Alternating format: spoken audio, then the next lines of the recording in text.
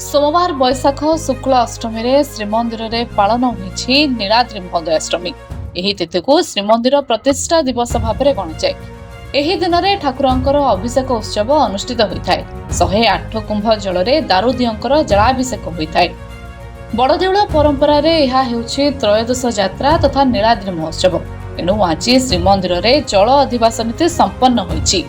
सप्तमी राति 108 जलकुंभ अधिवास होई रहिछि। अष्टमी रे सकाळ धूप आलट लागि सरिला परे भीतर गंभीर पानी पड़िबो। परे अधिवास जल को सेवक माने घंट छता और काहालीर पटुआर रे नेई रत्न सिंहासन निकट रे विचे करिवे। या परे जल पूजा और जल लागि विधि संपन्न हेबो। एही तिथि रे यज्ञ मंडपरु विजय होई चतुर्धा मूर्ति श्रीमंदिर रत्न सिंहासन रे अधिष्ठित होइतिले। स्कंध पुराण अनुसार बैशाख मास पुष्य योगयुक्त शुक्ल पक्ष अष्टमी तिथि रे स्वयं ब्रह्मा श्रीमंदिर प्रतिष्ठा करथिले। एणु उक्त तिथि रे श्रीमंदिर रे स्वतंत्र विधि अनुष्ठित होइथाय। कुहाजाय एही दिन दान तपस्या और होमादि कार्य कले अशेष फल मिलिथाय। वामदेव संहिता रे एहार महात्म्य वर्णना होई रहिछि। ब्यूरो रिपोर्ट JBR समाचार।